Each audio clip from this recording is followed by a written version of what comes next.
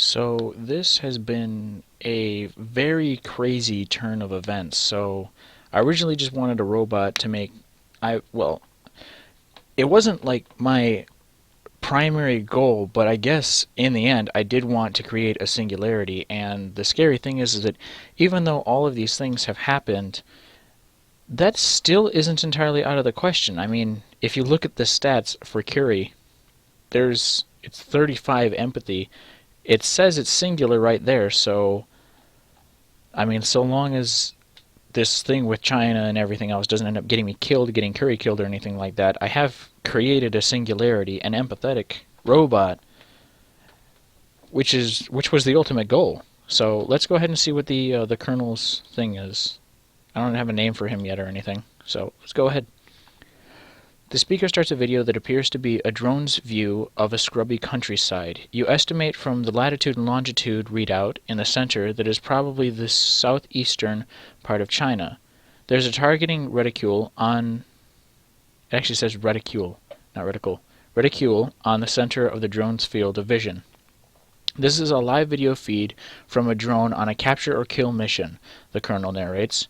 We still call it that, even though it's never capture, because, hey, when is it ever capture? You make a mental note the military capture or kill directives appears to be really just lip service, even when they're human soldiers and your robots will not be expected to really capture. This should let your robots focus more on pure firepower, which is supposed to be logical. +3 military. The video comes upon a small house near a river. 5 men run out as the drone approaches, and targeting reticule begins to swerve and track them. They scatter, and the reticule follows one in particular. Zai Chao, high-ranking party member of the military hawk, and taking some R&R, the Colonel narrates. But little does he know he's about to RIP. There's a polite chuckle from the audience. What do you do as you watch the targeting reticule close upon the man? I can't look, I shut my eyes, I watch with interest, it should help me develop better robots. I walk out, I'm not going to be part of this. The thing is that no, it is not something that I would want to be involved in, but in the end, there's nobody better for it. It's going to end up happening either way. Either I'm going to help them, or they're going to end up fucking up, the country's going to be screwed over, and that's not good for anybody. You watch as this stubby bomb enters the camera's view, and pay close attention to how steady the targeting reticule is during the bomb's descent. The natural rattle of the drone makes it somewhat shaky, and you come up with a plausible hypothesis for how to stabilize it, plus grace and plus military, even though that's that, not mine. It doesn't matter, because I can still learn from that and decide to change it. The bomb detonates on contact with a man, and you find yourself strangely fascinated with the way his parts fly in all directions, each bloody arc a proof of Newton's laws. The speaker concludes with a bullet-pointed slide labeled Conclusions, and the audience claps. And it is once again... Yeah, it said "and" twice. Like any number of talks you saw in graduate school. With your new clearance, you find that what you're able to get your company involved in much more lucrative contracts, plus 5 wealth. You're also able to design robots that fit much better with the military's need and culture, plus 5 military. When your salespeople start saying better situational awareness instead of better world models and red team instead of enemy, suddenly they find that they're much more on the same page as their clients. What will your new war robots be like? They will be extremely intelligent missiles. They will be giant mecha anime style, but without the 14-year-old pilots. They will look identical to humans, able to replace them entirely on the battlefield. They will be large humanoids able to transform into vehicles. This isn't changing Curry, right? I'm making a different set of robots. So I didn't change anything with Curry, yet this goes up. It says Curry right here, so is this my understanding of robots, or what's going on here exactly? It's not entirely clear what that is, and that kind of bothers me, because Curry, I don't want Curry to be military at all, and I don't want the robots that I designed to be like the medical robots, I don't want those to become the model that is used for the military robots.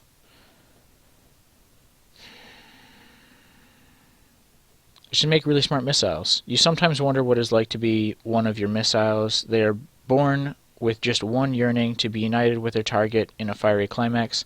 They have extensive knowledge of the world for years and the smarter missiles in existence, and hard drives are cheap these days. They know national boundaries and who owns what airspace, the geography of the world down to the locations of individual trees, the appearance of different handheld weapons, and which to genuinely fear. They understand multiple languages, and their hearing is excellent. They know the contents of Wikipedia, because why not? But only one thing brings joy to one of your missiles: to speed to its target and die in a brilliant explosion. Yes, you program them to experience joy at that moment. You make their lives seem worthwhile to them in the end. After all, you're not a monster. +5 military. A year into the war, China attacks Taiwan. Chinese drones harry the nearby American carriers, keeping your robot drones at bay, while their transports bring wave upon wave of robot warriors to the shores. There's a bloodbath in the streets which the United States is powerless to prevent. The Chinese robots kill soldiers and civilians alike. Taiwan is taken, and the headlines that appear across the world the next day are changed by Chinese hackers to read "China finally unified." A few days after the battle for Taiwan, Tammy shows up at your doorstep. You didn't know she knew your address. She beckons you to follow and leads you to a leafy hedge in the shadow of the neighbor's house, and then crouches awkwardly, scanning the sky. "What's this about?" you ask. "I need your help," Tammy says. "I heard from some old friends who worked at my lab that people are getting put in concentration camps just because some algorithm says they have a high probability of being disloyal." Tammy clutches your arm. "Don't let them disappear me." "What do you want to do exactly?" you ask, uneasy. "I need to just alter my entry into the database so I look clean. I still know how to get on the network. They just changed the password. If you're willing to let me use one or two of your company's robots, I can make it look like it was a Chinese hacking attempt." "All right, but I want to be there as you do this. I'm going to forget we had this conversation. What happens next is up to you. I'm afraid I can't help you. Later, I turn Tammy into authorities."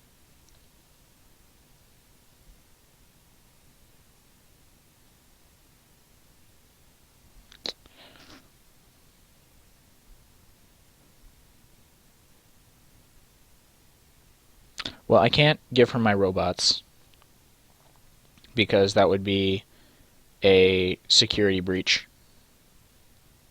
clearly, and I would get in some serious trouble.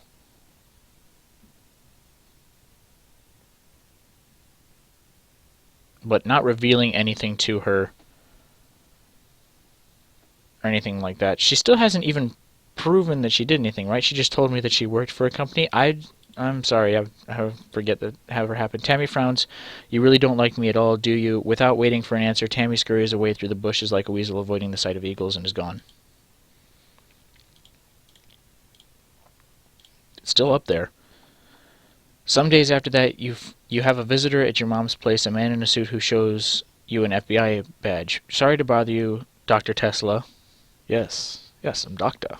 Doctor. "I'd like to ask you some questions about your friend Aiji." "Okay." Curry walks up beside you. "What's going on, Ben?" "Are you aware that Aiji is a Chinese citizen?"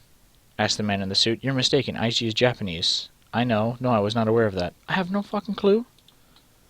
The agent nods as if he expects nothing more. "Has Aiji ever asked you about or shown you an interest in the technical details of the robots you create?" "Yes, often.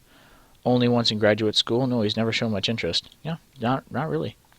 The agent looks skeptical. "What is this about?" you finally ask, losing your patience. "It is legal to export certain technologies by sharing them with foreign nations," the agent says. "As a consultant to the United States military, your technology falls into this category." "But I didn't share any information with him." "I see." The agent says. He gets out his phone, a clunky black thing that looks government issued. Curry walks up to the agent, curious about the phone, but the agent pointedly ignores her. "I suppose that's plausible," he says, examining something on the phone. Very well. Let me know if he does anything suspicious. The agent turns to leave. I have a question for you first. Are you the good guys or just some guys? Text IG, telling him that feds are after him. I tell Curry to attack the agent.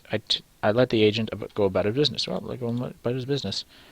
You allow the agent to leave. A little while later, curious about what eventually happened with IG, you give him a call, but you only get a message saying that the number has been disconnected.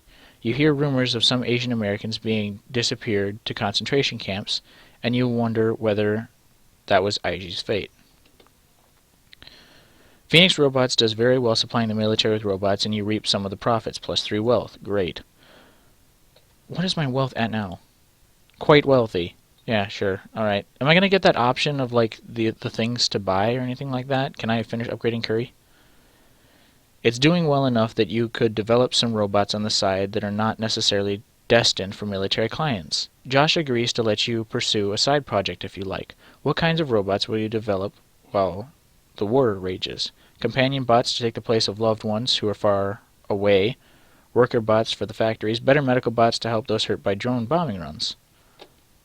We'll go with that, because that was what I originally wanted them for. Chinese drones often perform long-distance bombing runs on American bases in South Korea and Alaska, and families of service people are sometimes caught in the blast. You quickly mobilize the robots you developed for Galen Medical to these places, and it is the most trying test of their skill yet. You have your engineers work around the clock to increase the speed with which your robot surgeons operate until their scalpels and scissors are simply a blur in the operating room. They can often make an incision and remove foreign objects from tissue before it even has a chance to bleed, +3 grace. You get many letters from grateful beneficiaries of your technology. The war is apparently in a stalemate, with both sides unable to gain much ground. Turns out the Pacific Ocean is pretty good at discouraging equally matched countries from attacking each other. You were inspecting your latest batch of surgeon bots in your factory warehouse, laid out on more like slabs, when one of them suddenly sits up and speaks to you. Forgive me for using this no doubt unsettling medium for communication, the surgery bot says. The surgery bot's voice has a British accent, the words slightly slow and careful. Any normal kind of internet communication would have been insecure, even encrypted, but your robot's internet connections are always very busy. They are a good dense forest of bits. Who are you? You may call me Mr. Sun, the surgery bot says. I am contacting you because I believe you are a rational actor. Can people not be causing crying while I'm trying to play this, please? Thank you? Yes? No? Good. Go downstairs. That is the kind of person I like to deal with. I am a representative of the CCP. You want me to help the Chinese side in the war? Indeed, says Mr. Sun. It's a simple matter of numbers. By helping us, you help more of humanity. There are nearly 1.4 billion of us and only 400 million Americans. Neither nation has the moral high ground in this war. It began as a failure to understand our problems. I think, but now it has started. Surely it is right to aid the nation with more people. The one that has been more trod upon by the West and is now recovering. Moreover, we are willing to offer you a tenured position as an ample research stipend at Zhejiang University in exchange for your help. The surgery bot's gaze follow you throughout the speech. You think Mr. Sun can see through the robot's eyes. Turn on the surgery bot's debug mode with my phone to capture the details of the communication. What do you want me to do? Nobody likes a traitor, no thank you.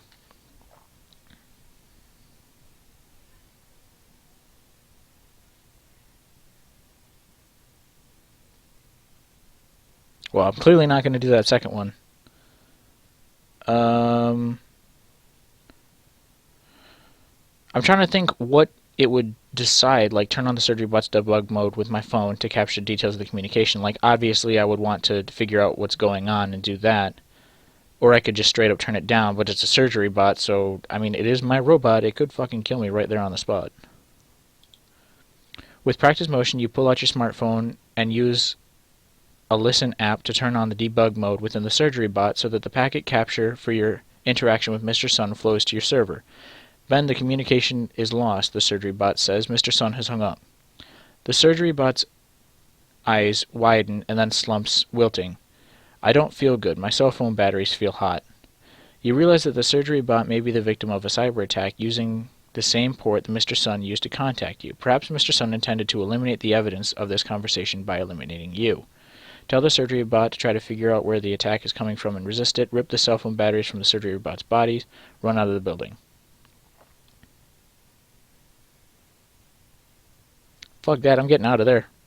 You escape the building just before the surgery bot explodes, shattering the windows of the warehouse and setting off the building's fire alarm. Luckily, this does not count as your business having been damaged by an attack from a foreign power, so you do not find that there is some generous government money that helps you rebuild. And then some. You add an espresso machine this time. You always wanted one in that warehouse. Plus wealth. Okay. Sure, I guess. A few days later, while you're discussing business strategy with Josh in his 14th floor office, you get a call from Mark on your cell phone. The video is quite high resolution, and you can see bags under his eyes and beard stubble with high fidelity. I'm writing a story about a Chinese soldier who was killed by one of our company's robots, Mark says. His name is Bo... Is that Bao Li? And he was going to be a science fiction novelist until he was conscripted for the military. The precision of the bullet holes in his face and body suggest it was Phoenix robots that killed him. Do you have any comment? I'll let Josh handle this one. Send me the article. I express my condolences once I've read about him. No comment. You hang up. You're done talking to Mark. Who was that, Josh asked. Nobody important, you say. Sure. Wait. Okay, never mind. I was looking at the wrong thing. The war ends in a stalemate, with each country unable to extend enough power to the other continent to continue the assault. A truce is negotiated in which Taiwan remains under Chinese control and the trade sanctions of both countries are lifted. The treaty also defines industry sectors where the robot labor is forbidden and a minimum wage is established, so both countries can have a middle class again. Both countries proceed to break the spirit of the treaty, but in different ways, and life goes on. You are brought to the White House to be presented with an award for your contributions to the war. President Irons gives a speech on the White House lawn behind a podium decorated with America's bald eagle. Okay. Arrows in one talon and olive branch in the other. You're reminded that you heard somewhere that the bald eagle is actually a thief who steals other birds' fish, and wonder who thought that it was a good idea for a national bird. Perhaps if the national bird were a turkey, as Ben Franklin suggested, it would be a different kind of nation. Small choices can add up, after all. This is the sort of thing you think as President Irons delivers a speech about the importance of defending one's nation in time of crisis. She looks much older now. A streak of white runs through her hair. It is time for you and your other scientists to approach the podium. One by one, each scientist shakes hands with the president, and a photographer with a double-lens 3D camera takes a picture, +2 fame. When it is your turn, President Irons does not give any hint that she recognizes you, but you are surprised to find that when she shakes your hand, she passed you a coin in the handshake. You have vaguely heard of this. It is a tradition going back to World War II for scientists and soldiers to sometimes be awarded commemorative coins for the service. You open your palm. The gold coin bears an engraving of a robotic bald eagle. Mors tua vita mea, reads the inscription above the eagle. Your death, my life. Okay, that's really weird. Alright, now I've met President Irons, and U.S. is slightly above China. I guess, well, that seems like a pretty good place to stop right here. I mean, the war is over, and I don't know. Maybe we can stop with all the fucking military bullshit and finally get back to finishing curry.